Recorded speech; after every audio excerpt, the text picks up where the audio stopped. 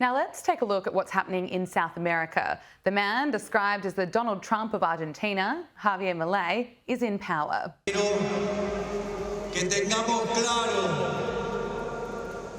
que vamos a empezar la reconstrucción de Argentina luego de más de 100 años de decadencia. Pero volviendo a abrazar las ideas de la libertad, si bien vamos a tener que soportar un periodo de dureza, vamos a salir adelante.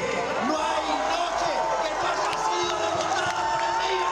After decades of socialism in Argentina, the new government is aiming to tackle the country's rampant inflation. Since assuming office in December, President Javier Milei has managed to reduce the monthly inflation rate from 25.5% in December to 13.2% in February. He's also introducing massive cuts to state spending, and the libertarian economist is promising to slash 70,000 government positions in the coming months. To unpack his policies, we're joined by policy analyst on Latin America at the Cato Institute, Daniel Raisbeck. Daniel, thank you for joining us here on Power Hour. Firstly, how would you describe Javier Milei? Well, Javier Milei is an economist by training, and he's a libertarian economist, or he turned into a libertarian economist, I think, as you mentioned. But he's also a great showman. So before he was into politics or even into academia, he was a goalie in a semi-professional soccer team.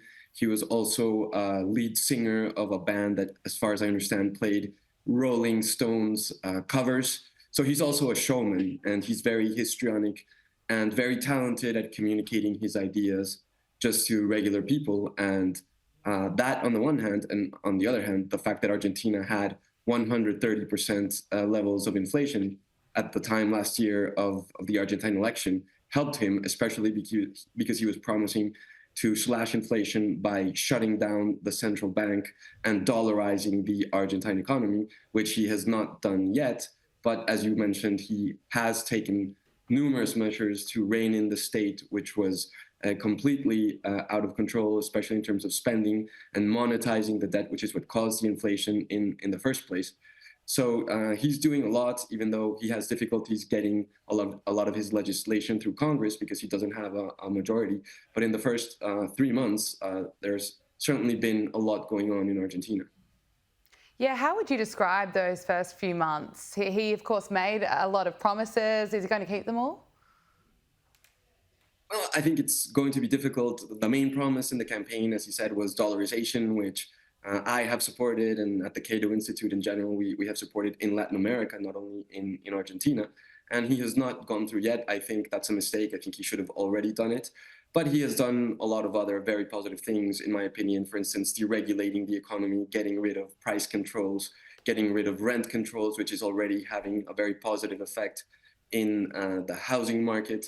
And in terms of Congress, it's going to be difficult because he only controls around 10% of the Senate. His party controls 10% of the Senate and around 15% of the lower house. So he's had to enter into a de facto coalition with other center-right parties that are not necessarily libertarian or as libertarian as he is. So there's a lot of negotiations and a lot of resistance from the political class. But the good news is that he can get a lot done through a decree, which is what he has done up to now. And there are elections next year for Congress. So if he maintains his level of popularity, which he has done up to now, potentially he could get greater support in Congress by next year.